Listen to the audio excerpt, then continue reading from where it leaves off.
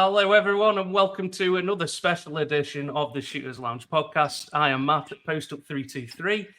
Don't forget to like and subscribe, guys, on YouTube. It always gets us some decent traffic and get sharing if you can. You'll also be able to listen to this on Spotify and also wherever you listen to your podcasts. Tonight, we're carrying on with the UK fans tradition. Obviously, it's finals week. And there's no better time to have, we're going to be talking some Boston Celtics basketball tonight. So managed to get some willing volunteers tonight. So welcome. First, we've got Rob. Rob, welcome to the Shooters Lounge podcast. Thank you, man. Appreciate you having me on. Yeah, you didn't have any issue picking up Celtics fans for this edition of the podcast. But yeah, good to be on. Love chatting Celtics, and then looking forward to the podcast. Absolutely, yeah. Yes, some teams are more difficult than others, mate. Not going to lie, bro. So this one, was definitely the easiest, probably the easiest one I've done this season, to be fair, bro. But good to have you on, bro. Thanks very much. Also, we've got Nath, the Boston Brit. Welcome, Nath. What's good? What's good? I hope everyone's ready to listen to some three Celtics fans talk utter nonsense for an hour. So prepare your ears. But no, I appreciate you having me on. Yeah, looking forward to it. Absolutely. Pleasure's all mine, bro. Yeah, I mean, that's all I usually do on this show, mate, is just talk nonsense and stuff. So they'll be used to that, mate. It's fine. Not a problem. And last but not least, we've got Zach from UK Boston Celtics. What's happening, Zach? Good to have you on, bro. Thank you for having me on. Yeah, I'm all good. Like everyone said, nonsense, but you've got a proper Welsh accent as well, so I do apologise. We need some subtitles on there, mate. Oh, what we're saying. Yeah, definitely. The viewing numbers have already just gone downhill. No, it's good to have you on, guys. Good to have you on. So, so we're going to be talking some Boston Celtics basketball. Obviously, finals week, big week. I think there's three maybe nervous guys or maybe confident guys tonight, but we'll find out as we go along. So we'll skip right into it, guys. So we're just kind of covering, the regular season. How did you think the regular season went? Boston Brit, do you want to kick us off, man? I mean, I don't think you'll have many complaints about the Boston Celtics regular season. No, I mean, first off, massive. I mean, can you do sound effects on this? Can you do hand claps and stuff? Because we need to give a big round of applause to Brad Stevens, who has put together one hell of a team. I mean, it's the most exciting team that I have seen since 2007, 2008. So it's a really good time to be a Boston Celtics fan. Let's put it that way. Regular season wise, you can't ask for anything better. The guys dominated. I mean, they won every single series that they played. They either won or drew every single series, albeit the only one they lost was against the Denver Nuggets. So that says it all. Won the East by 14 games, although everyone's saying the East isn't as strong, but still, I mean, that is one hell of a stat. And we ended up having the one of the best offenses, the best offense in NBA history. So yeah, I mean, you can't ask for any more. No, absolutely, mate. Absolutely, yeah. Top five defense, top five offense. That's some serious stats there, isn't it? And like you said, did you have expectations before the season? Did you think we're going to have a good season, or were you a bit more measured in your expectations, maybe? I think all of us or any Celtics fan knows not to get too excited. But I think for the first time in a long time. I mean, I've been a fan since 2004. So you've seen the roller coasters up and down and things and that, but and we've seen good players come and go. But I mean, this time it felt different. I think it's kind of felt different since Brad stepped out of management and stepped in, into the office. But this team has been put together incredibly well. Brad, I mean, people always argue about the Joe Mazzulla and obviously the whole situation with Imi, but to be honest, I mean, you could put me in this situation with that team, and I think that team would still win. They're one hell of a unit, and I mean, it's exciting. It's exciting times. Absolutely. Zach, do you echo Boston Brit's comments then about the regular season? Yeah, 100%. I don't think it could have gone any better. I mean, there was times sort of towards the beginning of the season, I was messaging Rob, like we were up 20. I was like, watch us blow this game. But that just hasn't really happened this season. But yeah, like Nath said, Brad's done a great job. I think Mazzulla does deserve a little bit of credit. I think he's just installed some sort of mentality in the team. And I do like the way he goes around things, just the way the coaching and next man up. And you can clearly see that on the team. I think there was a game, Sam Hauser was probably, if he hadn't got injured, would have broke the 3-point record. But it's nice to see everyone on the roster just full of confidence, which is something I think is very rare, especially when we've been told all season that we've got no depth. But yeah, like I said, it couldn't have gone any better, really. No disappointments at all. No, absolutely, yeah. I think with Mazzulla, he kind of got thrown into the role, didn't he, before the start of last season, and didn't really have too much time to kind of prepare, and he was kind of thrown into it with obviously what happened with Udoka. So I think, last year, do you maybe write that off kind of thing? I know it's bad to kind of write seasons off, but I think this year he'd have a full kind of preparation, full summer camp, and you can kind of start implementing your own kind of style to the team. Do you agree? Yeah, I mean, it's something when you want to write off the Eastern Conference Finals appearances this season, Yeah, sure. But yeah, I think, we've seen, especially in the superstars, Jaylen Brown, I think he's been awesome all season. Tatum, I know his scoring average has been down. His shooting hasn't been great, but his defense and assisting and his rebounding, I think everything else has just gone up and improved the overall game. And like I said, the addition of Porzingis, Drew Holiday, I mean, I think Nath and Rob agree. I think a lot of us thought the world was over when we seen Marcus Smart got traded. Before I've still got his jersey up here. Before ball's been bounced and Marcus Smart has left the Boston Celtics. I know a lot of people were worried, like what's Brad doing? But turns out he was a mastermind from Brad. Yeah. Drew Holiday's not a bad upgrade, bro. I don't think, is he? Especially what we got him for as well. Well, basically a packet of crisps. Yeah. So. Yeah, literally, mate. Yeah, absolutely. Some magic beans or something, mate. Yeah. Not bad deal at all, man. For sure. But Rob, any more comments about the regular season that hasn't already been said? I think the only negative I would really throw on this is just how long Porzingis was out for, but then that negative's counteracted by Al Horford at age 37 in his 19th season in the league. He just he doesn't play back-to-backs, and he just casually steps into starting lineup whenever needed, and his numbers go up, his averages go up. So yeah, it was great to see. But that we kind of knew that Porzingis, we're going to see it with Wemby as Wemby goes throughout the league. Guys who are 7 foot are always going to have injury issues, so it's just how can you manage them? We'll probably get onto it later in the podcast. He's coming back for the game one, so that is like perfect timing. I think just touching on Mazzulla as well, you can definitely tell he's more comfortable in the role. Kind of, if you take it right back to training camp last year, basically his entire philosophy was shoot threes, nothing else. Shoot threes or get to the rim. There's nothing in between. We want you guys to shoot threes, and that was it. And he was short and sharp with the media, and no one could really work out whether it was just that's who Mazzulla is, or if he's just not entirely, or if he was just acting on as he was interim head coach. And then just before All-Star break, he gets the interim tag wiped off, takes us through the playoffs. If it's not for a Tatum sprained ankle on play one of Game 7, you're potentially looking at the first team to ever come back from 3-0 to win a series and go to the finals. Yeah. And then you can just tell that he had Porzingis throughout the entirety of training camp. He got Holiday 2 days before training camp started. He's just more comfortable in himself. Brad also did a really good role surrounding him with top assistants, bringing in Sam Cassell, Charles Lee, Tony Dobbins, all of these guys really being good sounding boards as Ime's guys kind of left and joined him in Houston. Some stayed, but the majority, the big guys left. So, yeah, overall, like Nate said, you can't really ask for anything much more. I think, if I remember correctly, we locked up the number 1 seed in the East, not just qualified for the playoffs. We locked up the number 1 seed before anybody else in the East qualified for the playoffs. Yeah. If you want a definition of dominant, that is it right there.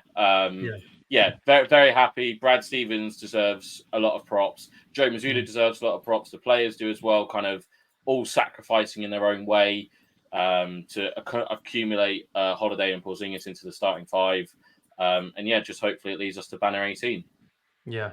No, absolutely, mate. Yeah, well said, bro. Yeah, I think with Porzingis, though, guys, there was there a bit of a apprehension when you heard about the signing of Porzingis, obviously with the injury history. What were your kind of thoughts when you'd signed him? What did you think when you signed? It's one, yeah, I mean, it's one we've always lacked. I mean, Al Horford, don't get me wrong. If any player on this roster I really want to see get a championship, it's Al Horford, and I would absolutely love that to happen. But I think we've always kind of lacked in that arena, in like a really good big man who can also shoot, and he's good perimeter defense, like all this stuff that we just haven't necessarily had over the years for a long time. And yeah, I think for me personally, I was a bit nervous about his injuries because I think if you look at his rap sheet, it is quite hefty. How could you not? Yeah. Yeah. But at the same time, now I think as a player and him fitting into this system that kind of Joe's got going, it works. It works perfectly. He's not the guy that's always relied on, which I think is kind of helped him a little bit stay off the injury books. Probably it's just I don't quote me on this, but I don't know. This is probably one of his seasons where he's had in recent years where he's played the most games. I think that's just because of the way it's been managed and how this roster is set up. Basically, that he's not relied upon like he was in Washington and even Dallas, to be honest. But yeah, I think it was a great signing. I think I was angsty to start with because obviously the original trade package was Malcolm Brogdon going to the Clippers, Porzingis coming here, and then someone else was being re-rotated to Washington. So it's like Brogdon came in for a year, won $6 million a year, but wasn't very like he wanted to start, and kind of the rumblings were there that he wanted a bigger role, and LA were going to be able to give him that. So we see the Woj notification that Porzingis is that the 3-team deal is basically done bar medicals, and we're thinking, okay, like we can deal with this. Then that trade falls through because Brogdon fails it, and you're like, shit, what happens here?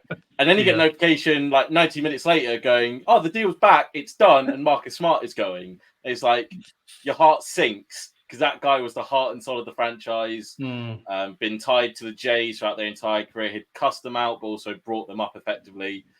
And then I think, when you're replacing a fan favorite like Porzingis kind of knew he was because he was the guy that get traded, everyone will make up the Drew Holiday comparison in position. But with Porzingis being the actual trade partner, it would have been quite easy for most of the fans to be kind of on his back and like, no, why, like, we don't really accept you. But he's fully bought in. He said it in his opening presser. He just wants to win. He's willing to sacrifice. And he's just fitted in, like Nath said, he's fitted in like a glove, basically. And yeah, so ultimately very happy. And then the fact we got him tied to an extension as well. So this group is going to be together for a fair while. It's going to cost us a lot of money, but it's a win now business, isn't it? It's a win now business. I'm happy to win for the next few years and then go to shit again. I'm happy with it. Absolutely, Jets. Yeah, that's true, isn't it? So kind of, you might not have any surprises or disappointments. Probably not many disappointments, Jets, I don't think. But can you think of something that you may be surprised of that happened during the season? Zach, do you want to give us a go? For me, I don't think there's really been any sort of disappointments. I suppose if there was, it would have been the Marcus Smart trade. If the season hadn't gone as well as it was, then that would have been one. But I don't know, as much as everyone loved him, it's quite bad how you forget and just sort of move on once you start playing as well as we have. Surprises, I just think the improvements that we've made as a team, not just on the players brought in, but the mentality and stuff. And I'm going to give a shout out to this one player because I absolutely love him, and Rob knows how much I love him, is Peyton Pritchard. Yeah. That guy, he does not stop when he's on the court, and I reckon maybe a hot take, he would start on a majority of the other teams in the league when he plays, when he's on his game, because for someone that's the smallest player on the court, manages to rebound everything. You know, he's quick. He finds that pass. He can go to the tap, drive the rim. He's been my sort of biggest surprise and sort of the biggest pleasure. And how much Kristaps Porzingis has smiled since he's been in Boston. Like, I didn't know it was humanly possible to smile that much. So that surprised me. But I don't think I've ever seen an athlete so happy to be playing for a certain team. Like, his jaws must be killing, man.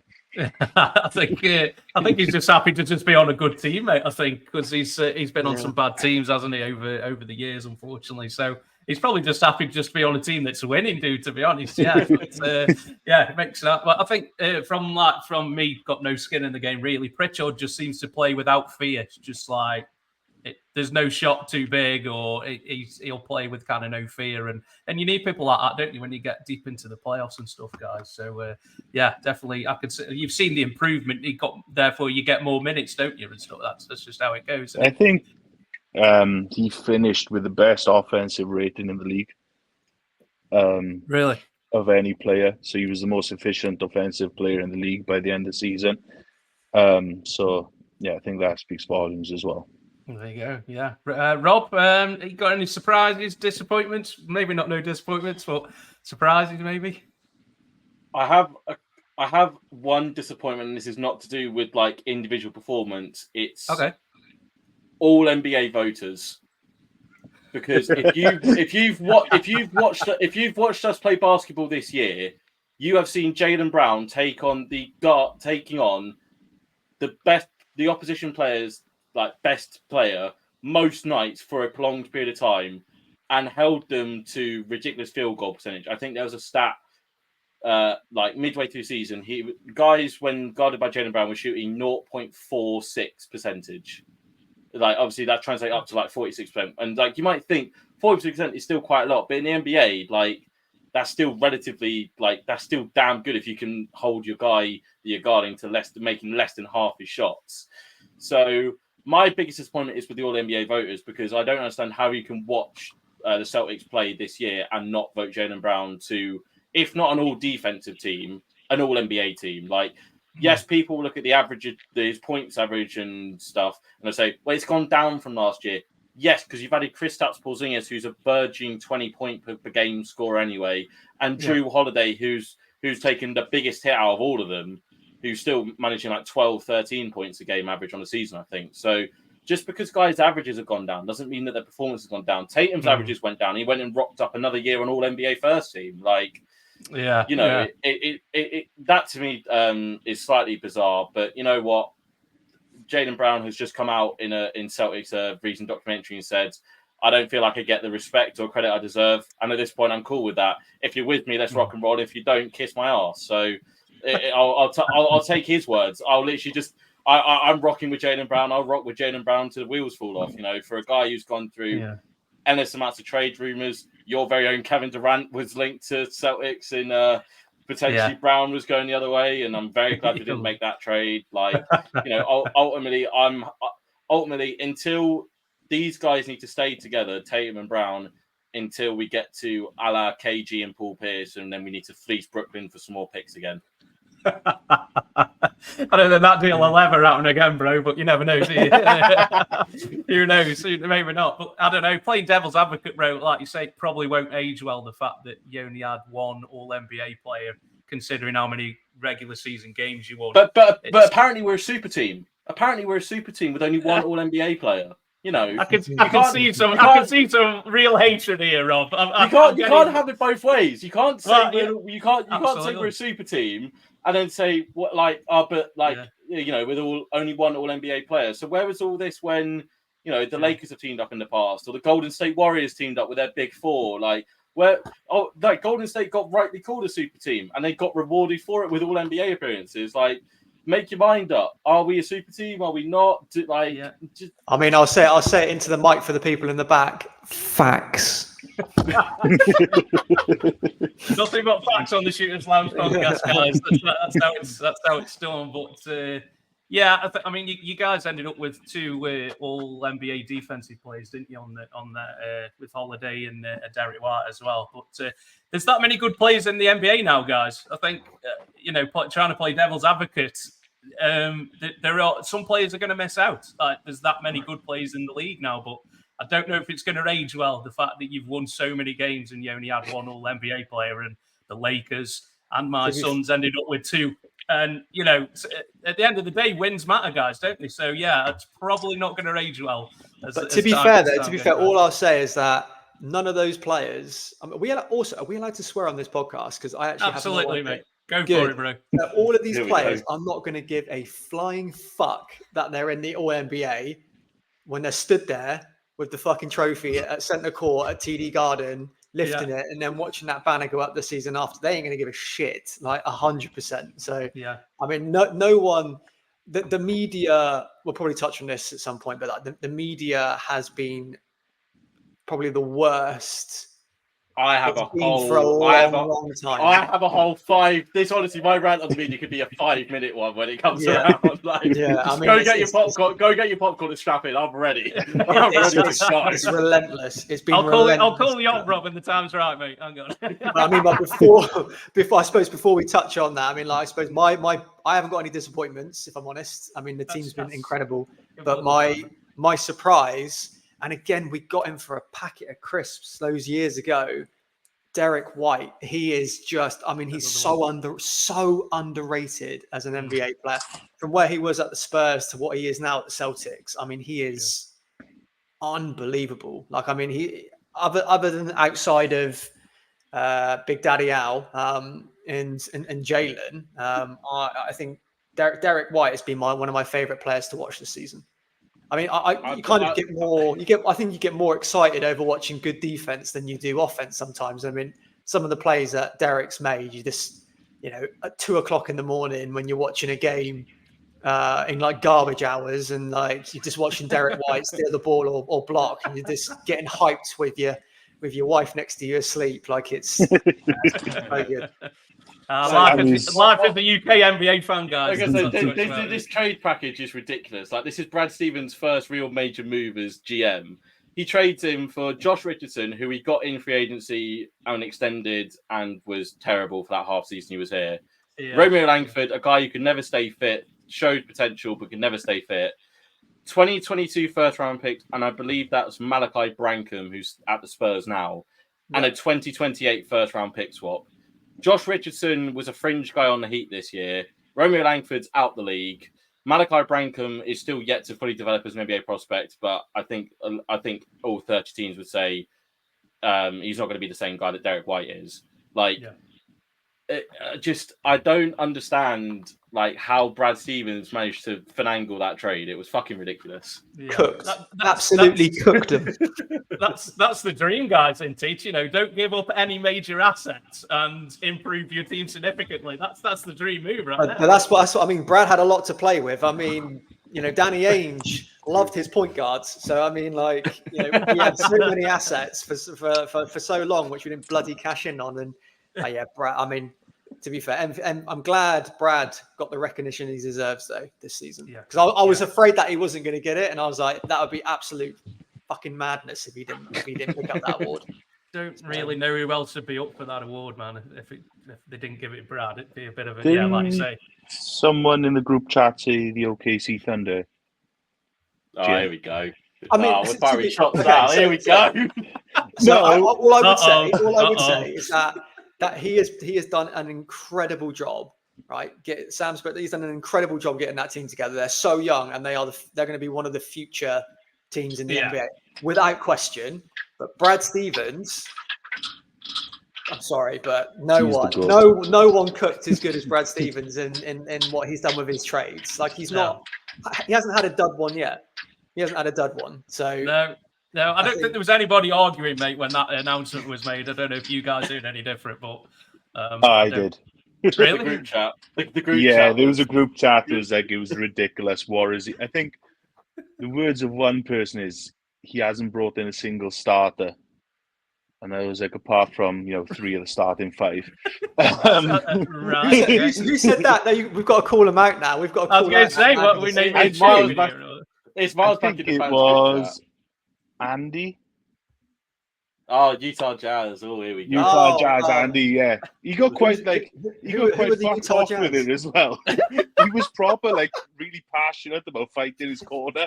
And I was like, bro, this is one you're not winning. Like, how can you disagree? Like, To be fair though, to be fair to him, he died on that hill. He did. He really did. died on that hill. Respect. He did. Respect. If you're going to make a point, die on it, and he did. Yeah, you got to double down, haven't you? For sure. Yeah. Absolutely. Yeah, definitely. Hey, mate, you don't always get them right, gents, do you? You don't always get them right, but no, I think Stevens is definitely the right decision, wasn't it, from the moves that he's made? Absolutely. So, sure. and nobody's clamouring for Brad Stevens, the coach, to come back, are they? So things are hopefully not. Pretty good right now. There have been rumours that college Indiana want to bring him back as a coach, and it's always scary when you see the rumours and you're like, I don't think he's going anywhere now. I don't think he's going. I think he's secure in that role. I think he knows that he's got, he's done his coaching. He's nurtured some really good players, and now he's in a position where he can help, the best organization in the NBA in terms of championships. Because once again, we're not counting like 5 of LA's ones because they weren't even in LA. So, here we go again. Oh dear, here we go. We're just not counting them. It's just, I mean, if the Lakers want to put up fake banners and if they want to put up, the Mickey Mouse Cup tournament banners, I mean, by all means do that. But no, I think they can hang them, mate, but they need to hang them in Indianapolis. That's basically what they need to do. Yeah. Exactly that. Exactly that. Absolutely. So obviously going off from the regular season, then we entered the playoffs. So anybody want to take first stab? What your kind of review was of the playoffs so far?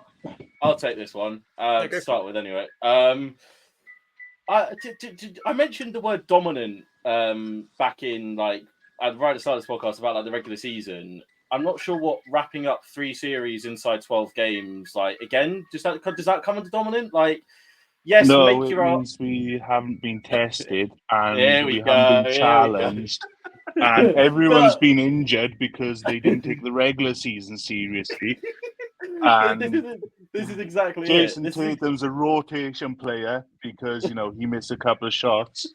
So just to fill you in, Rob, just in case you missed out on it. Oh, cheers, Zach. Appreciate it, man. Jason Tatum's a role player. Who have you been talking to, bro? Stephen A. Smith. He's got Stephen A. Smith on speed dial. And Skip Bayless. Here we go. Yeah, just name them all. Name them all. So nobody's serious then. Right. So before we jump into this, I just have one thing to say. Right. Okay. So Absolutely. I said this in the chat the other week, right? But no one really paid attention to it. But so when the Nuggets won their chip last year, right? They played the 8th seed. They then played the 4th seed. They then played the 7th seed, and then they played the 8th seed to win it, right? Fuck off with that narrative. They played some of the the worst teams, it's almost from the regular season. It's always as well. People have forgotten that the higher you finish in the seedings, the easier your opponents are. And people seem to forget that because we finish as the 1 seed, technically every seed below us is an easier seed because we've earned that right. Yeah. I think we're all turning into Karens here. We're all turning into Karens. Also, don't forget, Jimmy Butler, that we swept in the regular season, was going to actually dominate this playoffs. Which that was another thing that got me. I think Nath posted something in the group chat. And someone replied, was like, I said, Porzingis has been out. They've got 13th best players out. I was like, you can use that argument if the other teams actually took the regular season seriously and then didn't cry like a little bitch when their star players got injured in the late runs of the regular season trying to get into the playoffs. Like that, it grips my shit. I remember seeing a Jimmy Butler tweet. Someone absolutely roasted this Miami Heat fan. It was like, oh yeah, Jason Tatum just wants to be Jimmy Butler. and someone's reply was, "What a ringless 35-year-old." I've seen Anyway, that. to get us back on track. Look, with that injury stuff, you can only play who's in front of you. Sorry, are we meant to apologise for Jimmy Butler getting injured in the play-in game? Like Zach said, if you want to have your best guys fit for the playoffs, maybe don't put yourself in the position where you have to win play-in games to get to your playoff seeding. Cleveland, sorry, are we meant to apologise for Jarrett Allen getting injured in their first round series against Orlando? Sorry, are we meant to apologise for that? Indiana, sorry, are we meant to apologise for Tyrese Halliburton injuring his hamstring again and missing the last 2 games of the series? Are we meant to feel some remorse for that? It's the playoffs. You play who's in front of you, and ultimately that should be working even more in our favour when saying, imagine, say we took 6 games to beat everyone, a 6-game series. Everyone's going to be going, well, Boston didn't take it seriously. They didn't take care of business. They languid around. They messed around with their food. They didn't wrap the series up quickly. When guys are injured, you should be wrapping up the series in 4 or 5 games. We literally did that, and we're still getting shit for it. My bad for having the best starting 5 in the NBA this year. Sorry, I'll apologise for that. No. Also, go on. Sorry, Rob. The Eastern Conference Finals against Indiana, how we swept that series, I will never know. They were the number 1 offense, historically in the postseason, and every night we played them, they shot above 55, 60%. It was they shot 60% from the mid range, and it's what? How do you stop that? To be fair, they were lethal. They really were. But they had the Boston curse. They couldn't close anything out. This is the thing. I think in 3 of the 4 games, they had 90% probability to win it. Wasn't one of it 94%? Game one. Game one. They're up 3 with 10 seconds left, and we've had to foul, and they have 2 timeouts left. We only have 1, and they have free throws coming up to. Oh no, they don't have free throws yet, but they have the ball, and we need to foul again and effectively make it a long ass free throw game in 10 seconds. So look, apart from that, obviously we, as Zach mentioned, we didn't have KP from Miami onwards. We got through Cleveland without him. We got through Indiana without him. He's coming back at the right time. I think it speaks to if you're going to compare these 2 Celtics teams under Mazzulla, it's a different level of maturity. Last year, you take 6 games to get rid of Atlanta when it should have been 4 or 5 at the most. Yeah. Last year, you take 7. It takes a Tatum historic game 7 of 51 points to beat Philadelphia in 7 when they had Embiid missing the first game of the series and James Harden in the playoffs. You all know how that goes. And then Miami last year, you dig yourself in a 3-0 hole and put yourself in a position where you have to win all 4 games to advance. So this year, wrapping this up in having a 12-2 record and wrapping everything up within 14 games and giving ourselves a week off before the finals, it speaks to that level of the maturity that the guys have had. And maybe it's taken a bit longer than we would have liked because we've been kind of spoilt in a way with Tatum and Brown basically guaranteed Eastern Conference Finals appearance every year. But this shows a different level of maturity from the team that they've managed to get this playoff run so far done within 14 games. You've got extra time to work on what Dallas is going to throw at us. You've got a chance to work on what you can expose in Dallas's defense. You get Porzingis back. So yeah, I think overall, sorry for playing teams that had injuries. Are we meant to you don't pause the series? Sorry, this isn't like secondary school or primary school where you can go, sorry, we haven't got our full, if you're playing 5-a-side, one of our guys has gone to the toilet, can we just pause while we get back? You can't pause an NBA playoff series to go, sorry, our guys aren't fully fit. Can we wait until we're fully, you play who's in front of you. The NBA doesn't stop for anyone. Guys tear ACLs on the opening night of the season. Gordon Hayward breaks his fucking leg on the first 10 minutes of the season. We didn't cry about it and go, sorry, can we have the entire regular season paused while we get Gordon Hayward back? It's professional sports. You move on, you deal with it, and you move on. So, yeah, fuck everyone else for saying, the Celtics had an easy ride. Like Zach alluded to, maybe you should get more wins in the regular season, put yourself in a better playoff positioning, and maybe avoid the playing games if you don't want to risk your stars getting injured. So, no, I'm not going to apologise for that. And ultimately, if we do raise Banner 18, we aren't going to give a fuck what our Eastern Conference playoff run was. We're just going to be talking about Banner 18 for the entire summer. So, yeah. Yeah, that group chat is going to be lively. Oh yes. Lively. I should have kept so many more receipts than I have done. I should have kept so many more receipts because I would have had screenshots. I'd have been posting them all in there going, right, this is what you said. Yeah. Oh, it would be bliss. It would be I think Boston Brit's got plenty of receipts, haven't you, bro? I think. To be honest, I mean, I've got loads. I mean, but half of them are from Miami. Well, half of them from Miami. It's There's got to be some Brooklyn in there as well. Yeah, to be honest, I mean, I'm just looking for. I just pray to God. I pray to God that we just get this done. We get this done, and I get to be an absolute shithouse for like the next few months. Just I think when you win, bro, you can gloat, mate. That's how it works, isn't it? Yeah, we deserve it. Us Celtics fans deserve it. So. Absolutely. So, Boston Brit, any thoughts on the playoffs so far, man? To be fair, nothing more that I can really add. To be honest, I mean, like the 12-2, that's so good. And I mean, for a team that usually struggles, I say usually struggles. Like we usually struggle away from home, if I'm brutally honest. But I think this year. Honestly, this team surprises me more and more with just how well they get out of situations where we haven't done in the past. It's usually been Boston's kryptonite, the third quarter misery, which we end up throwing away games, and all of that stuff is kind of behind us. And I think it's been the longest week of my life waiting for these bloody finals because it's so good to be back into them. And I don't know.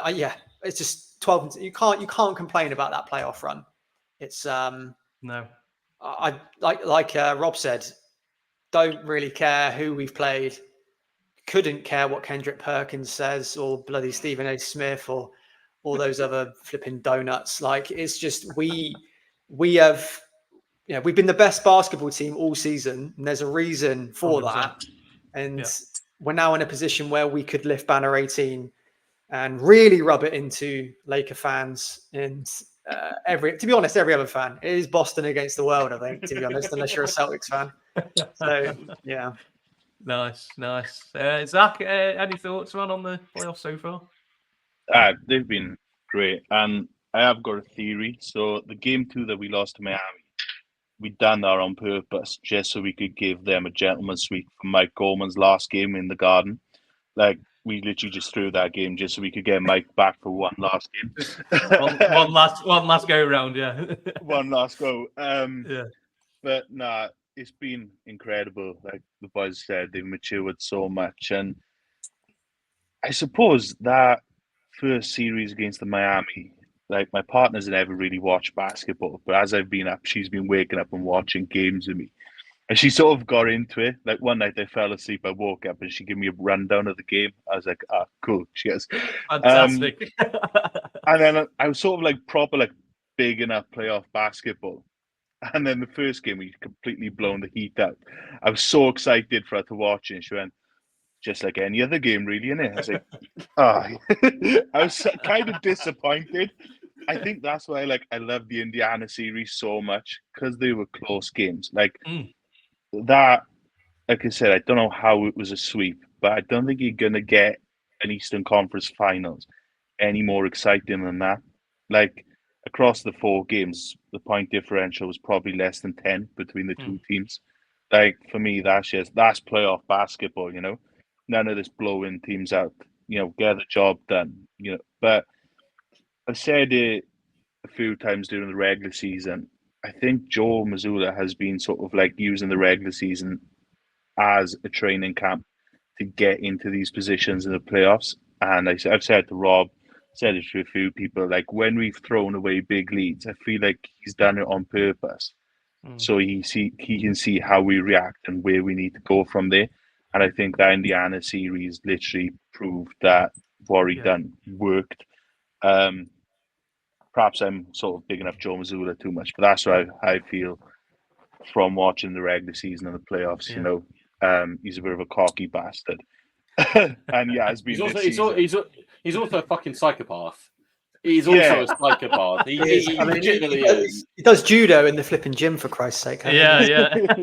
Wouldn't match with him. All we have to do is, if any, like, obviously, Celtics fans against the world, no one's going to give a shit about what Joe Mazzulla says in press conferences. But if you want to understand kind of what type of bloke he is, just go and listen to one of his press conferences from this year, and like his take on life and everything is actually like so refreshing, because he doesn't give you your general media speak of like what you want to hear and stuff. And like, I think there was some point during the Philadelphia series last year where he said like, he was asked what was like the last 48 hours been for you after you like lost a game or something. He said, "Do you want the honest truth?"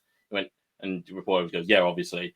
And it's like, I spent time with girls who've got terminal cancer, and like I thought I was helping them and they were helping me. It's like like every other coach would be there like, "Oh well, we focus on the X's and O's and we've drawn up new plays and we have different rotations," and like this guy's just different take on life is actually like very refreshing to have. And if you consume any of the Boston media stuff like NBC, like Sports Boston, they've done like a series like going behind the scenes with him and his family life and his faith, because he's very devout Christian. And like, yeah, honestly, again, when Ime got suspended and Joe was announced as the interim, I was first of all, who the fuck is this guy? I was like, never heard of him before, never seen him before. He was behind the bench guy doing like scouting reports. It was like, who the fuck is he? I've got no clue whatsoever. And then after like over the last 2 years, I've kind of just gone, I am very glad that Brad Stevens chose this guy to be the next head coach. I'm very glad he chose him and not anyone else. Brad Stevens nails another one, mate. Nails another decision, mate. There you go, exactly. Man. Well, one of the like the crazy things is that I did a graphic in 2022, I think it was. But it was like it was that graphic, and then I don't know if you can see it. I remember you. Look, he's in the back. It's Joe Mazzulla. I can say I remember asking you for that one in the wallpaper version. I think you might. I think I gave it to you, but yeah, no, it's I was going to redo it. I was going to redo it this year, but I thought, I'm superstitious as shit. So like, I was like, no, I'm not doing that now. Like, leave that. Wait until it happens, and then I'll do one. So yeah, absolutely. But it's been great playoffs. It's been fun, unexpected. I am ridiculously excited for the finals. I think I'm confident. If you listen to the media, which I'm trying not to do, then we're the worst team to ever get to the finals. Like, I don't even know if our players can bounce a basketball. The only media guy worth listening to at the minute is JJ Redick. The only guy worth listening to is JJ Redick, and that's he's going to the Lakers now, isn't he? So it's like that feels horrible to say, knowing that after the finals he's going to be coaching our arch rivals. Like, oh dear, yeah. All I need. I saw someone tweet this yesterday. We're getting horribly off topic here, but I saw someone tweet this today. It's like, I need LeBron James and JJ Redick to keep on doing this podcast, because I need the episode when the Lakers on a 5-game losing streak and LeBron asked JJ, "Why are you still starting Torian Prince?"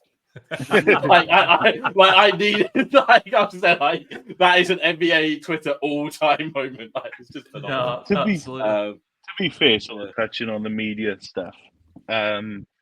This one Are we moving on to the media now? It was the one that never gained any traction, which was LeBron and JJ's first episode of their podcast.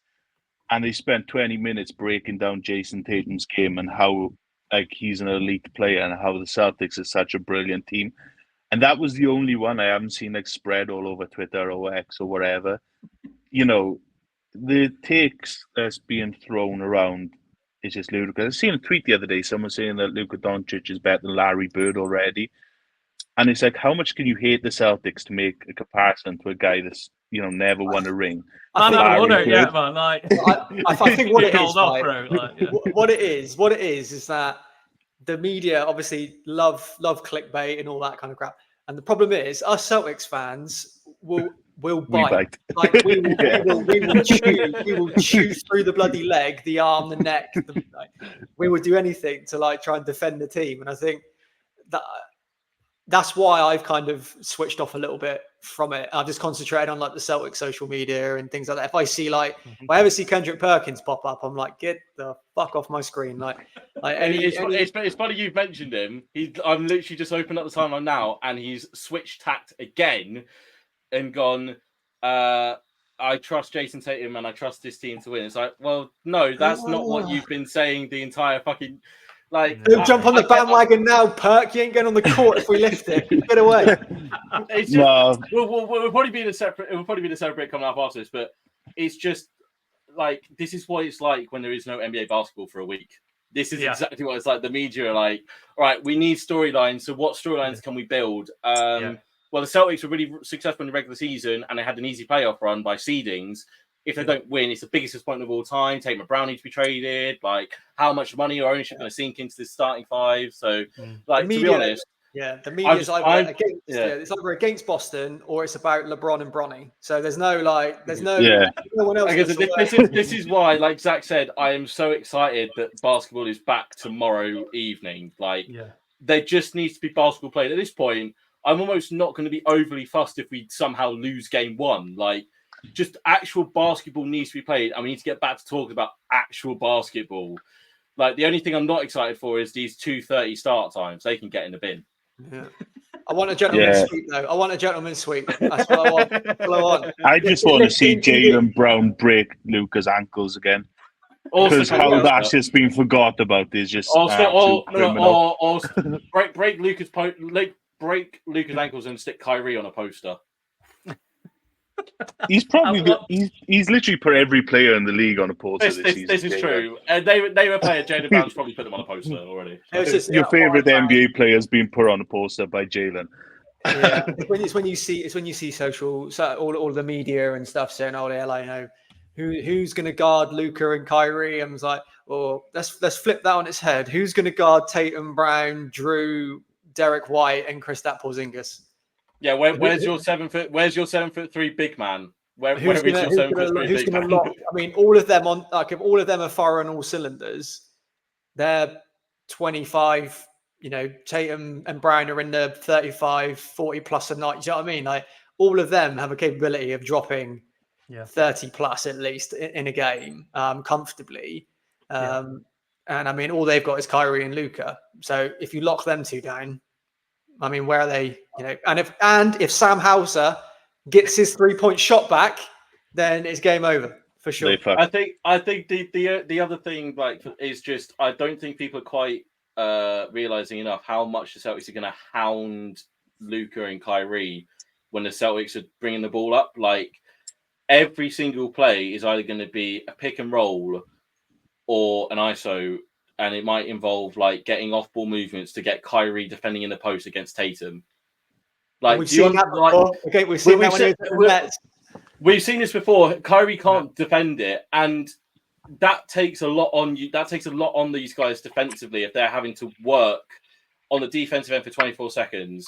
Imagine you're being worked in the low post for 10 seconds. Tatum scores Tatum or Brown or whoever, they get a layup, and then you have to bring the ball up and initiate offense on the other end. Like, how tiring is that going to be? And then, oh yeah, by the way, you're bringing the ball up. Oh yeah, Drew Holiday's guarding you full court. Good luck. You're going to have to exert all of your energy on behind the backs and through the legs just to get across half court. By that point, you're already at 16 seconds. And then you've got either Brown or Tatum that are hedging. You've got guys who are like in a drop, like it could be in drop coverage. Like, yeah, take that shot because we don't think you're going to make it. Like, this is what it's going to be. Can Luka and Kyrie, and to an extent, can Tatum and Brown, can you deal with being hunted on defense for every single possession that you're on the floor, basically? Because Dallas can't, out of that starting five and arguably the top seven, you really can't pick a weak link defensively. If you want to pick a weak link, you want a Porzingis switch onto Kyrie and you want Kyrie to go ISO ball. But then you're just going to run Drew Holiday or Derek White at him. The guys know how to rotate. And then it's basically a case of, right, well, anyone else on Dallas, you're going to have to make shots, and we don't think you can. And knowing Mazzulla, he's like, that's something that will just goad him and be like, he'll be so happy if he makes everyone else on the Mavericks beat him rather than Kyrie and Luka. So that's something I'm looking out for this series of, like, how do Dallas's stars cope with being hounded on defense to then setting up Dallas's offense, because if they get tired quite early on, one of them comes out pretty early.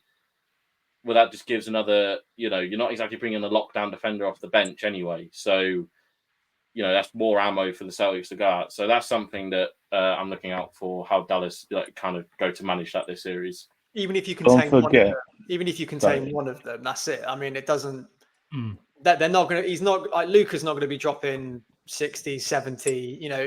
They're going to have to pull out some massive performances, and like you said, like all Joe is going to do is push them. He's just going to push those two to the absolute limit, and just hope that they don't, that the rest of the Dallas team and the bench don't turn into primetime Chicago Bulls or do what Miami did, shooting their franchise record like 3 points in a postseason game. I think it's just, I feel more confident against the Mavs than I did against the Pacers.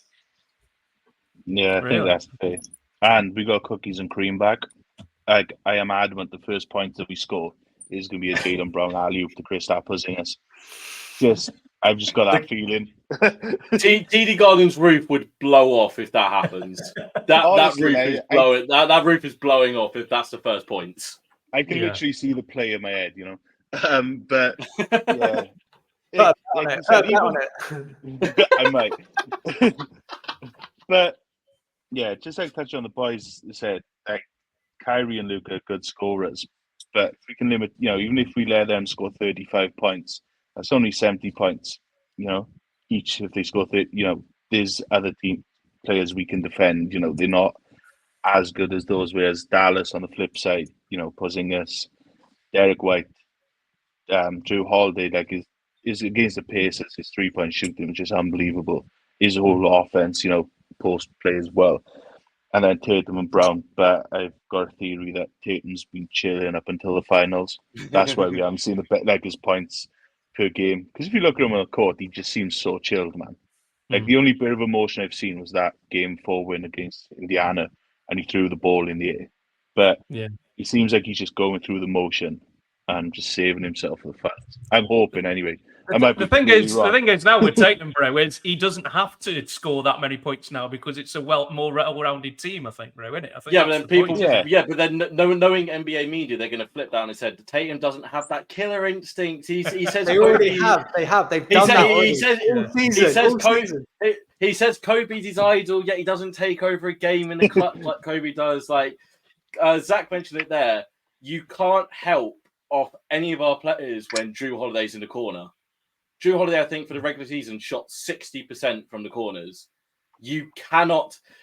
And this is the thing. All it takes is one switch to get a mismatch onto Tatum or Brown, which at this point is probably easier to name the guards that aren't mismatches. If Jaylen Brown or Jason Tatum then get driving to the hoop, that's going to force the defense to collapse. And if you've got Drew Holiday sitting in the left corner or the right corner, you're in trouble because Tatum and Brown can both make that pass. And like I say, he shot 60% from the corner 3-point percentage in the regular season. And he's only dipped to, I think, 54, 53% in the postseason. This is the thing. And then as soon as you get into rotation against any team, any opponent, anywhere, as soon as you get into rotation, you're screwed. But even more so against a team that has probably going to have 5 shooters on the court at all times. You're going to be able to drive, kick, get open threes, and Missoula will literally sell his soul for 70 open threes a game. So, just that's another thing to watch out for Dallas defensively. If they do get driven by at the point of attack, you can't help because Drew Holiday's going to be sitting there in the corner. Yeah. What happens if the threes aren't hitting, guys? Is there a plan B for the Celtics, or are they just Kristaps Porzingis post up because no one on the Mavericks is over 7 foot or 7'3" and can block Kristaps Porzingis at the rim. I was listening let Peyton Pritchard just eat. Just let him eat. Yeah. I was listening to a pod the other day, and they actually said that what's Celtics plan B? I don't think people realize how many times they actually drive the ball.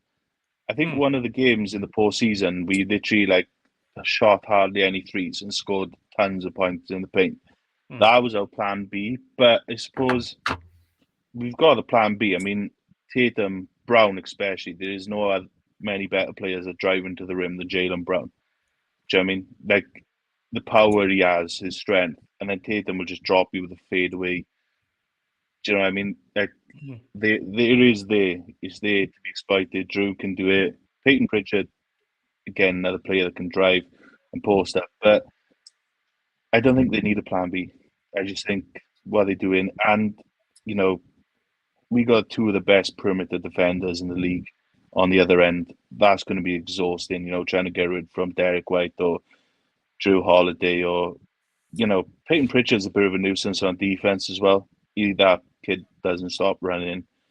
Sam Hauser, he can be very strong defensively. He's a white shooter though. He's a white shooter, so he's going to get targeted. But don't forget, then you got the Luke Cornett contest. Someone takes a 3-point shot. He just jumps all like 20 foot of him, and they somehow miss. That is the wildest. He's got the wildest defensive style I've ever seen in my life. It's like watching school kids play, isn't it? When they just all jumping around trying to fumble for the ball. But I think the other thing as well is they're going to try get they'll try get out in transition, because Zach kind of alluded to there. Jaylen Brown pretty much in transition, unless you've got two guys in front of him that can strip the ball from him. Jaylen Brown in transition is nigh on unstoppable. Like, as soon as he gets going in transition, you can't stop him. Tatum's pretty similar, so the defense will key into a lot of the offense. So, yeah, obviously the first priority is going to be setting up 3-point shots and mismatches and trying to exploit all of those to a point. But then, if not, I think Missoula's pretty happy to let the defense do the talking, ramp up the intensity, try and get steals on blocks, and then let the two J's get out in transition. What kind of receptions Kyrie going to get in game one, guys? He's going to get booed. He's going to get booed to shit. And everything else that comes with that. I'm going to say I'm going to go on the record here as a Celtics fan. I personally think that the Celtics kingdom as a whole has been too far towards Kyrie. Personally booing. Go for it. You're in an away arena, you're going to get booed. Luke is going to get booed. Every Mavs player going to take a free throw is going to get booed. But at the same time, if we've meant to have grown as if this is really Tatum and Brown's team and we've completely forgotten about the past, just leave it at boos. Ultimately, Kyrie is still going to do what Kyrie does. He's a great basketball player. He's he's the best magician I think the NBA has probably ever seen. He's going to do what he's going to do. He's going to play how he's going to play. There's nothing wrong with booing, absolutely nothing wrong with that. Go for it. But everything else, I think, just needs to be left at the door. Ultimately, get behind the Celtics first and foremost. Yes, ultimately, Kyrie is going to get booed to shit. He knows that's happening. He's been booed every single fucking time since he's come back to Boston. He's not expecting anything different. But ultimately, what I would like to see is just booing and then leaving it there. Knowing what American crowds are like, we're probably going to see some stuff that verges on crossing the line, if not does cross the line, which is disappointing because it should all be about the basketball.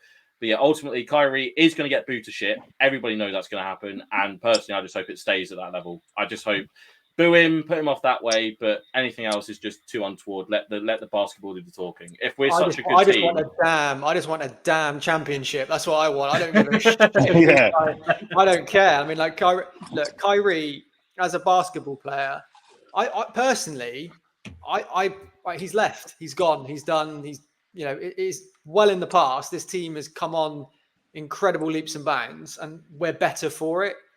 Yeah, okay, he stamped on lucky, and there's loads of, Celtics fans which see that as the ultimate disrespect, and I can understand that, I can appreciate it, but at the same time, it's I'm here for a flipping damn championship. I'm not here to make a sign that says Kyrie sucks dicks or whatever. I really don't care.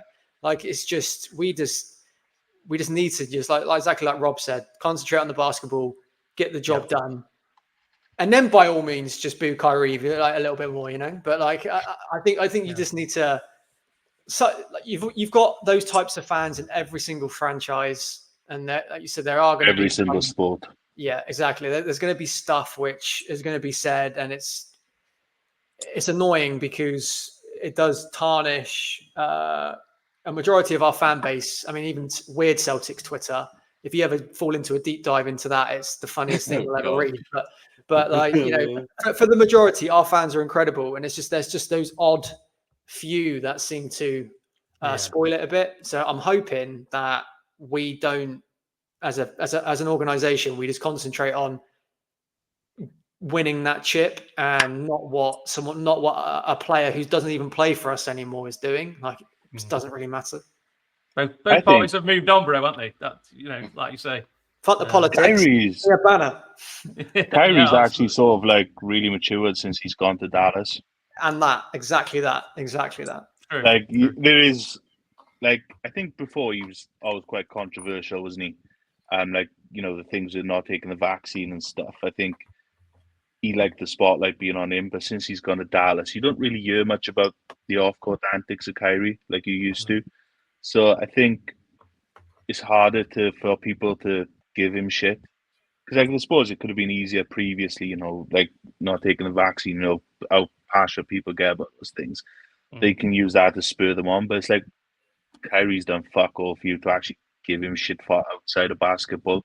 So I'm hoping that's going to have a factor as well. And looking at the sort of the build up to the finals, he has given nothing but praise to the Celtics, and especially the two J's. So, you know, he's matured. That's what, you know, everyone else does in TD. Yeah, I think he's a different person now, bro, than he was when he was there, and probably at Brooklyn as well, mate. I think when he went to Dallas, I think his value was as low as it's ever been since he's been in the league. I think not a lot of people wanted him, I don't think, at that point when he got traded to Dallas. So, but yeah, he's definitely turned it around, and his skills as a basketball player was never in doubt. Like, and just an amazing player, but. I think it was things off the court that kind of got in the way, but now he's just kind of getting on with it, and he's maybe learned a lot of things as well about himself, maybe so. But it's definitely going to be an exciting finals, guys. Could I maybe nail you down to a score prediction, gents, for the finals? I don't want any superstitions or anything, but anybody want to put their head on the chopping block, maybe? I'd love a gentleman's sweep, but I think it may turn out to be Celtics in 6. Celtics in 6. There we go. Boston Brits, Celtics in 6. Rob, you're sitting there very quietly. Are you all right there, mate? I am going to put my neck on the line. Gentleman's sweep. Honestly, purely for the fact that I want nothing more than after Golden State celebrated on our floor in 22. I want to celebrate. I want the team to celebrate this one on the home court. You know, obviously it's great you get to go into an away arena and shut the home fans up if you're able to bring a championship back. Yeah. But we won the receiving end of that 2 years ago, and it was fucking awful. Like, so bad to have to witness Golden State like rushing the floor and everything like that. So purely from an enjoyment standpoint, the pure euphoria as well of closing out a championship on your home court is like ridiculous. Like, we can only imagine what it's going to be there like. And Tatum's spoken about it. Like, he can only imagine the amount of love he will get. He already gets a lot of love from Celtics fans. He can only imagine the amount of love he will get once Banner 18 gets raised if he's there. And if you could do that on your home court, and if you're going to be brutally honest here, if Celtics do win, it's going to take something ridiculous for anyone other than Tatum to win Finals MVP. Like, yeah, how much better can it be? You win Banner 18, you piss off the Lakers, you win Finals MVP on your home court. And imagine if you had someone like Paul Pierce in attendance. Imagine if KG's courtside, or, you know, Rajon Rondo, Ray Allen. Like, imagine if these guys rock up at TD Garden and you're able to win the chip with them courtside. Also, for the fact that I want the social media meltdown from everybody else as they realise that the Celtics actually finally achieved what they want. And also, Celtics media team, we haven't spoken about them, but they are Hall of Fame level. Like, this year, they've blown everybody else off the charts. I can only imagine the amount of content that's going to be streaming out of the Instagram and Twitter pages if we win. The celebrations, the photos, the captions, it's going to be fucking ridiculous. So, yeah, I will put my neck on the line. I will say Celtics in 5. It's going to be great seeing Mike Gorman lift it if they let him on the court to do it. If he's got to be there at the final game, you've got to let Mike lift it for him and Tommy. That'd be something cool. That'd be something cool. Absolutely. Oh, hello. Kristaps Porzingis is off the injury report. He is Oh, back. Yeah, he's playing game one. He's in. Yeah, I think it was kind of announced maybe an hour ago. Maybe. Zach, do you want to put out a score prediction there, dude? I wish I was as confident as the organisation, because Rob's on about us winning at home court. But I don't know if you've seen, but they've actually opened up TD Garden for the 2 away games. They're selling tickets and they're going to have it on the big screens in the Garden. I think the organisation are feeling pretty confident for a sweep, and they want everyone there to watch it in the Garden if they can't do it at home. Don't think it's going to happen though. It would be nice, but give Luka and Kyrie some respect. I don't think they're going to let us completely blow them out the water. I could be wrong, but I'm going to go same as Rob. Celtics in 5. Perhaps that's just too confident because of how good we've been. But yeah, Celtics in 5. Tatum MVP, Finals MVP. Nice. I like the confidence, guys. I like the confidence. All of you picking Celts. Love it, mate. Love it. That's this is going to go so viral in the group chat if we get blown out. Oh dear. I will be exiting the party. That's why I went. So that's why I went Celtics in 6 though, because I was a bit like, well, I better give him a little bit more leeway. And then I'll be the first. I'll be the first to get the broom out if it happens. I'm with you, Boston Brit. I've got Celtics in 6, bro. I think it's you're probably the 2 main guys from each team are probably going to cancel each other out a majority of the time, and I think the Boston's other guys, quote unquote, are better than Dallas is. So I think that's going to be the ultimate ending of how it's going to go. So I've got Celtics in 6 also. So we haven't got long to find out, guys, have we? It's coming Thursday night, so we're going to find out. Are you going to be watching live, guys? Yeah, for yes. sure. I'm going to Who try. needs sleep?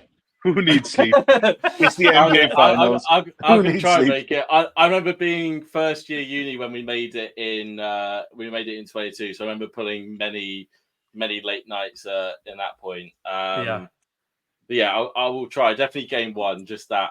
I think it's different. It's different this year compared to 22 because we've got home court. Like it's different when we were able to host it first rather than having to go to Golden State. So yeah, we'll try.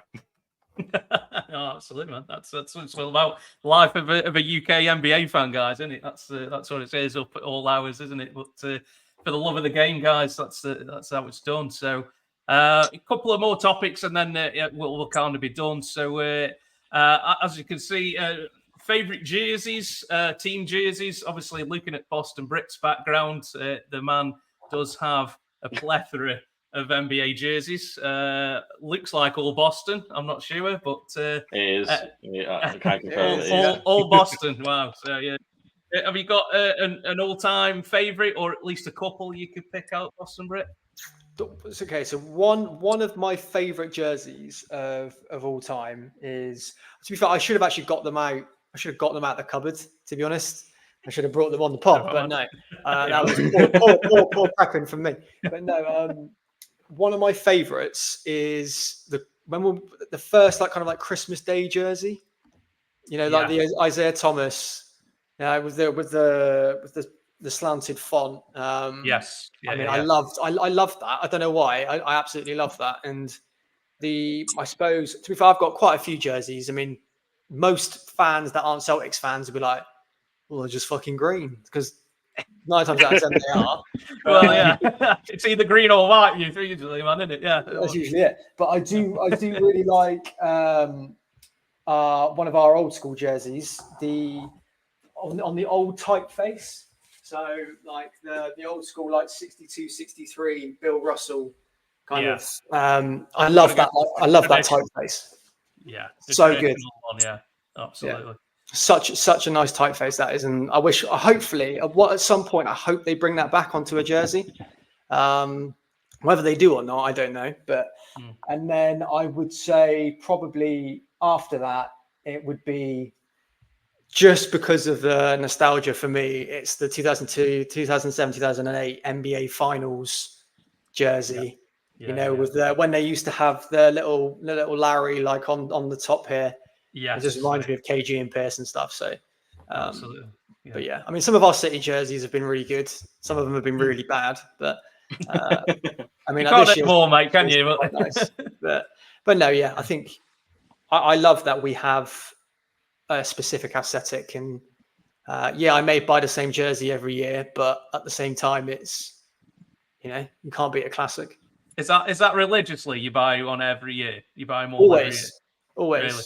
Wow. Yeah. I mean, always. I mean, well, I try and buy the authentic ones, but they only ever come in Jason Tatum usually. But this year they've started bringing out, like, in the pro shop over in Boston, they've got like the Jalen one, which you can see the white one there, but they've got like Drew and Al and stuff. They've got all of them this time. So, but I could have spent it, but I wouldn't have been able to probably get married if I was to have last year, especially when I got married. Priorities, man. Priorities. Yeah, exactly. I mean, I would have died. I would have been killed. I wouldn't have been able to see this season if I went and brought all of the authentic jerseys. So Yeah. That's it, man. Zach, have you got a couple of jerseys you're a fan of? Not as much a collection as Nath, I'll be honest. Hey, go start somewhere, man. It's all right. That's all right. Yeah, I'd probably say like this year's City edition. I really like that, like the color scheme, the writing, everything. Yeah. But to be honest, you can't go wrong with just the basic icon edition, the green. You know, I'm a stickler for Jason Tatum. Don't know if you have noticed. So any jerseys I do have are Tatum. But yeah, like, I think they're just simple and effective. There's not too much on them. I kind of like that, and like the old school ones, like Nate said. But yeah, probably my favorite at the moment would be this year's City edition. I don't know why. That just sort of really captured me with the color scheme and stuff. Yeah, like I say, it's just iconic, isn't it? That green, that Celtic green is just it's just so iconic, isn't it? If you've changed it, I think they'd riot. I think, wouldn't they? That's when we changed the court for the in-season tournament, everyone had a flipping meltdown. Yeah, it's the first time in franchise history yeah, the Celtics played at home on a non-parquet floor. Yeah. Oh no, the old schoolers don't like that, bro. Yeah, they did. They really did. Honestly, no. What did you think? Were you? I mean, I liked the idea and the theatrics of like all of this. Like every team had their own court and stuff. I think it was quite cool. But yeah, I mean, just doesn't feel like a Celtic game, does it? It was weird seeing the Celtics play not on the parquet. Let's put it that way. It was weird. Yeah, it was. I wasn't a fan of it, to be honest. Like some of them were just like mine. See, I'd go the other way. I loved it. Just something different.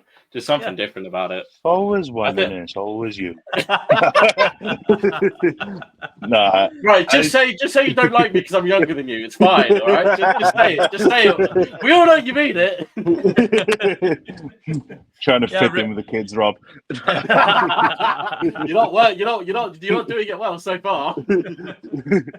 Yeah, Rob, what have you got? A couple of jerseys? I've got two, and they're going to be the last two City editions. The one I'm wearing right now, which is last year's. I'll admit, when it all got released, I think I was one of the ones in the group chat that went, "This is fucking shit." But then I realised that I remember the phrase "simple but effective." Like, you know, there wasn't any like fancy designs. I mean, speaking of fancy designs, Utah have just brought out their jerseys for next year, and they are clean. They are really nice. They brought back the 98 one. Mountains. Yeah, they brought back the mountains, which look really good. I honestly might have to get one. But this one... Whoa, hold up. This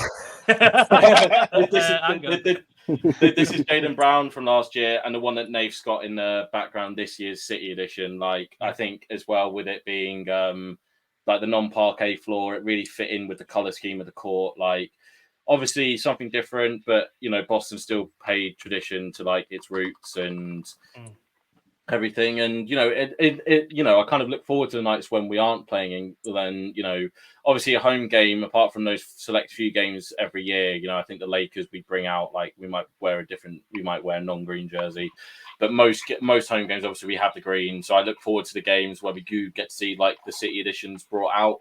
You know, it's a nice switch up.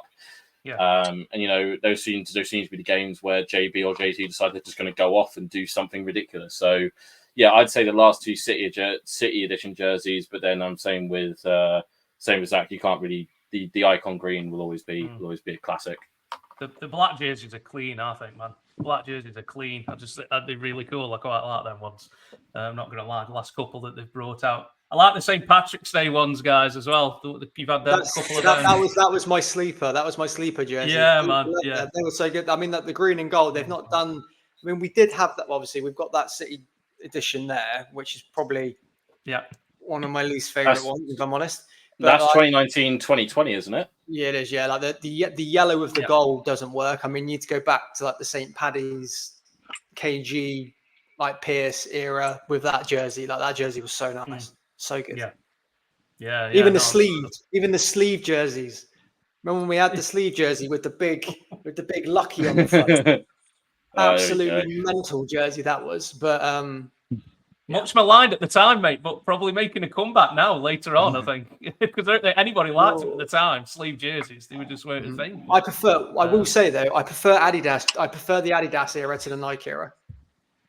Yeah, I think the Rev 30 jerseys, the Adidas man were decent back in the day, weren't they? I love the Adidas. I love the Adidas jerseys. They did so much with them. That's why, the Christmas Day, the St. Paddy's, like all that kind of stuff. Yeah, Nike are boring, if I'm honest. Nice. Okay, guys. Well, last segment before we kind of wrap things up. Do you have anybody who current players that are not on your team that you kind of enjoy watching? Or are you just a religious Boston? Watch all Boston games? Do you watch any other games? Or I mean, who wants to go? I can go first if you want. But I want to go last. I want to go last on this one. Okay. My favorite player outside of the Celtics to watch probably is Shai.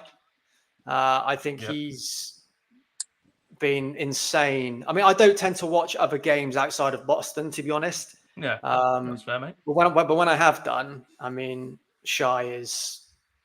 I know they keep saying Anthony Edwards is the next face of the league and all this kind of stuff, but I tell you what, don't sleep on Shai and that OKC Thunder because he's going to be. If you put him on a team that obviously the OKC Thunder, in a few more years, I think they're going to get to the finals. But if you were to throw him in the Celtics team or another contenders team, I mean that guy would have got MVP for what he's done like this season for that Thunder. So mine's Shine. Just needs to stop the foul. Just needs to stop the foul hunting. Come for me, Oklahoma City fans. Mate, wait till you watch Luka for 4 games, bro. I'm not that one out. Oh my days. Oh my. Not be as bad as Joel Embiid, so that's put it that way. There we go. That is true. That is true. To be fair, Philly fans can't complain. We made it through pretty much an entire Boston Celtics fan podcast without slandering Joel Embiid, so you can't be mad at us now. That's happened. We've been recording for an hour with 20 minutes. Like, you can't be mad now. That's true. Yeah, no Knicks slander yet either. That's a bit weird as well. Yeah, they're irrelevant though. So yeah, completely irrelevant. Teed you up for that one, bro. Zach, any particular player you enjoy watching? It's probably going to be one I don't think anyone else is going to see, but I really like Trae Young. Really? I think he's a bit slept on. I think you could put him on a contender team, and I think he would work wonders. Make someone sort of tip it over. I don't know why. I just sort of like the way he plays. He looks like he should be god awful at basketball, but and I don't know. It's just I do like Trae Young. I said like Nate said, everyone's on the Anthony Edwards hype, but I can't bring myself to like him because I really enjoyed the Hustle film, and he was an absolute dick as Kermit. Apparently, those things do form my opinions of people. But yeah, probably say Trae Young, just like the way he plays and stuff. But again, like Nate, I don't really watch any other teams bar the Celtics. I think I watched the last sort of Minnesota Dallas game. I think I watched the Cleveland Magic Game 7 as well, but that was more in preparation to see sort of what we were coming up against rather than just watch them just to watch basketball. But yeah, I can't really say apart from Trae that I really take notice of many other sort of players in the league. No, that's fair enough, man. That's fair enough. Yeah, Trae Young, that wasn't expecting that one, bro. I'm not gonna lie. I know. It was just I don't know. I think he could be up there. Good point guard. Maybe just on the wrong team, bro. You know what I mean? Yeah, exactly. Could change his fortunes. Who knows? Rob, do you want to see us out, mate? I think you want to go on a rant as well. Have you got the rant ready? That's why I wanted to go last. I thought that, mate. Yeah, sorry. I thought I was trying to tee you up earlier, bro. I've got three. I'm going to go opposite to Zach. I fucking love watching Anthony Edwards play basketball. Like, honestly, yeah. I'm not here for the next face of league arguments. Like, fuck all that. I want to watch good basketball. I want guys. How many players in the NBA have no personality? A lot of these guys don't have a personality. Anthony Edwards has a very clear personality that I kind of warm to. Sure.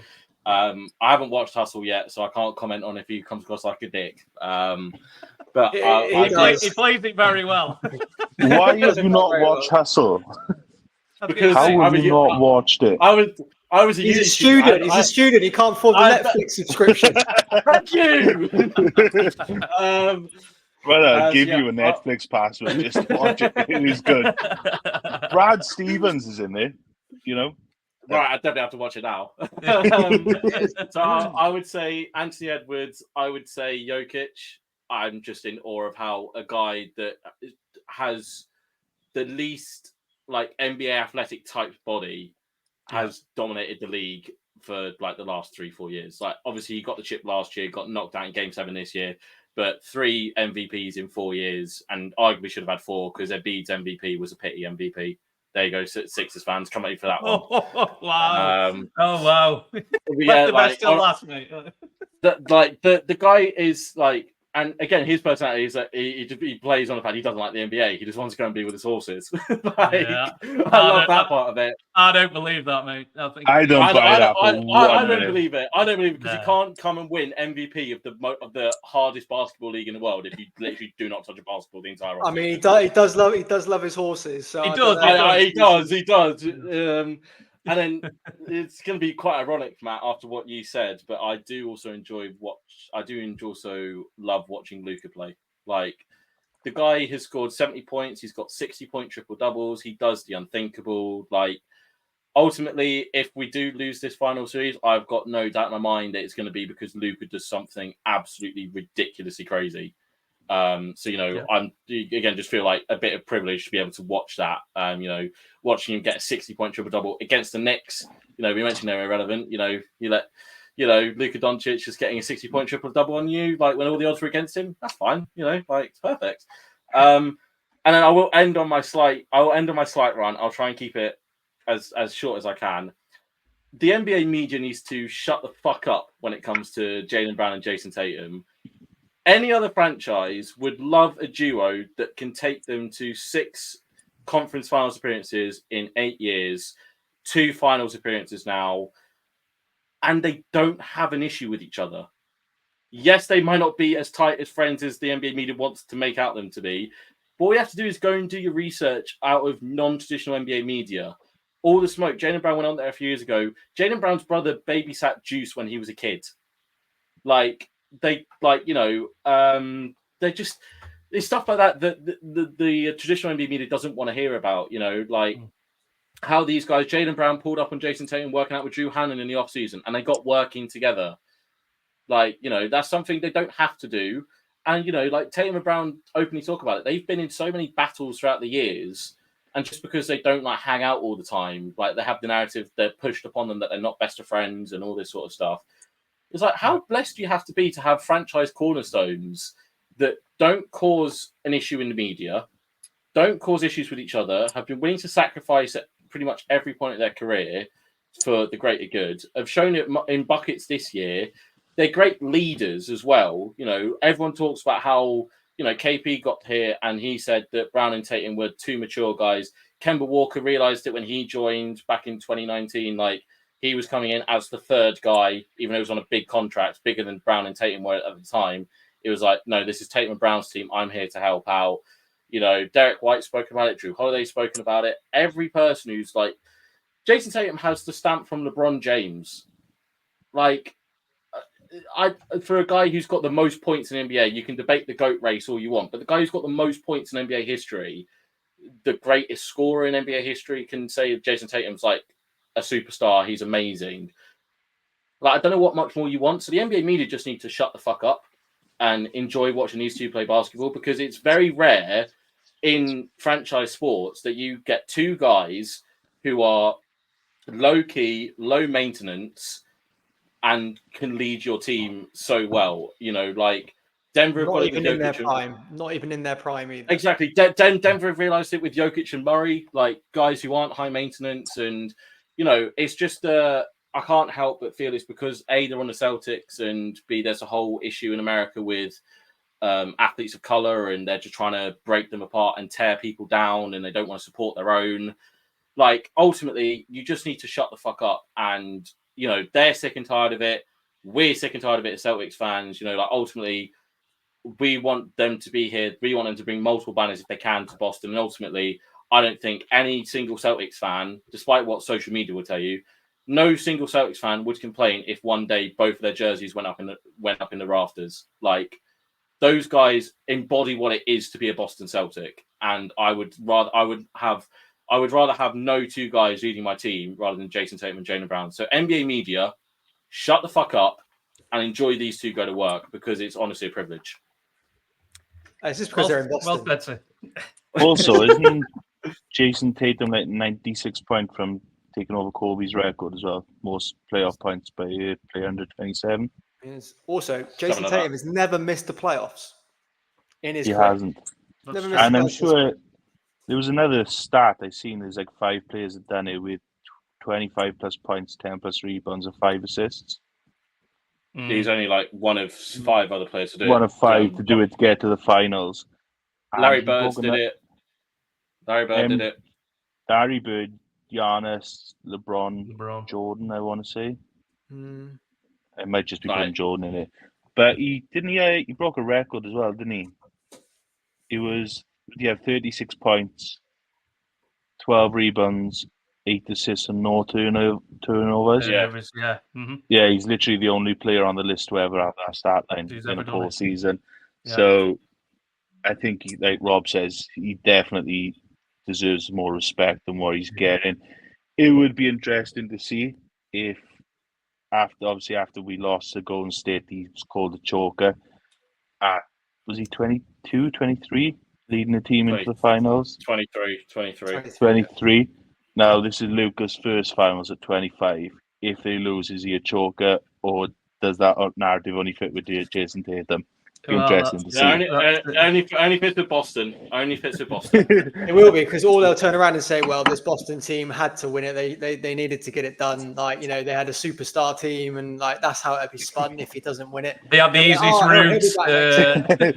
Yeah, but are we a super team because we only had one All NBA player? I'm not a Celtics fan, guys, and I'm sick of the do Tatum and Brown hate each other argument. We've been having it for 3 years. Like, it's been longer than that. It's been 5. It's been 5 years. It started with Boston media, and then they were like, actually, you know what? That's actually not true. They stopped, and then mainstream media started going, oh yeah, the narrative. Oh well. Like I said, the only reason Boston media stopped is because the Celtics media team put Brown and Tatum up for like 5-10-minute chats with the NBC sports guys, and like they talked about their relationship for 2 consecutive media days, and only then did Boston media go, oh well, actually, like maybe we don't hate each other. And also, just to finish off, the insanity of media to say just because Jason Tatum didn't smile enough, I see that. How insane do you have to be to look at someone's facial expressions to determine how they feel? You just have your own self-pushed agenda from yourself or your producers at ESPN that want to drive a wedge between Tatum and Brown. And again, nothing will be sweeter when they get over the hump and win the chip. If I hope it's this year, it might be next year, it might be the year after. But when they eventually do, oh my days, the amount of receipts that Celtics Twitter are going to pull up on every single NBA media personality, bar maybe JJ Redick and Tim Legler when he's on JJ Redick stuff. Like, that is going to be, my Twitter timeline is going to be filled with reposts of those screenshots. This is going to be phenomenal. Absolutely. I think you just put it down to lads that they've had to have a week between the last NBA basketball and the finals. You've got to create something to talk about, haven't you? And unfortunately, them guys have probably had most of the brunt of it, haven't they? So, but basketball is almost here, guys. We haven't got long to wait now. So, anything else, guys, you want to add before we head out? No, not from me. I think it's going to be an exciting series. I low-key pray we just sweep and then we can just all celebrate, have a good summer, and then I'm hoping that the boys just have been in third gear for for the 12-2 run so far, and then they just pump it up into fourth and fifth gear, and just get it done. That's what I'm going to say. Just get, please, for my sanity, and just please get it fucking done. For the love of God. I'm with Nathan. Just want basketball back. Just want basketball back. We can stop all the talking, and the basketball can do the talking on the court. Like absolutely. We can talk as much shit as we want, but ultimately there are 12 to 15 guys across both teams who are going to decide the fate of this NBA championship. Let's get it rolling. Let's get it rolling, and let's get it sorted. Come on, Luke Cornett. Come on, Luke. Xavier Tillman. Finals MVP. But I think we do say that Boston played down to their opponent's level as well. I think we've been guilty of that this year. So we have been better against the better teams. So if Dallas is as good as everyone's making out, then obviously Luka's better than Larry Bird in someone's world. So we should absolutely dominate them. We were 27-3 against West teams. So that's just a ridiculous stat considering how weak the East is. Let's just enjoy it and find a way to get out to Boston to watch them lift banner 18. I say.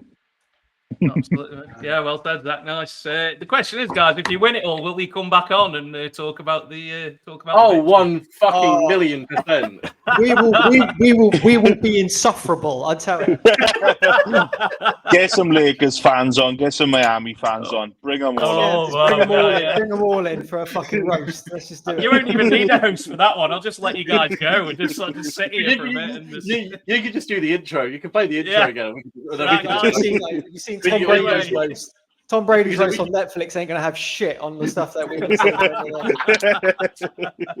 saying. Absolutely. Oh, nice one, guys. So Zach, Boston Brit, Rob, thanks very much for agreeing to do it, mate. It's been really cool having you on and talking some Celtics basketball. So the best thing I can say is good luck to you guys, and hope it works out like you hope it will. So appreciate it. Thank you. Cheers, man. Thanks very much. So, I'm Matt, Post323. So this will be available on Spotify, Apple, and wherever you get your podcasts. Also, you'll be able to rewatch it on YouTube if you want to see our beautiful faces. I'm not sure if you want to see mine, but we'll leave it at that. But thanks very much for listening or watching, and we will be back again very soon. Cheers, guys.